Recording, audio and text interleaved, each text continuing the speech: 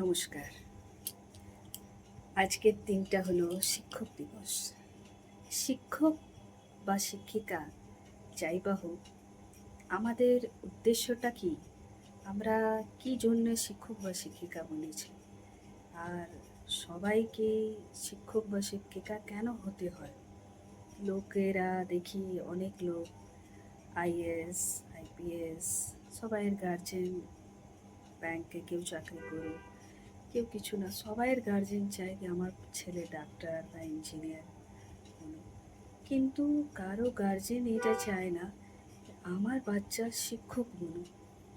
যেদিন এই ইচ্ছেটা একটা গার্জেনের মধ্যে হয়ে যাবে যে আমার বাচ্চা শিক্ষক বলুক, সেদিন এই সমাজটা 110% শুধরে যাবে। কেন বলো তো?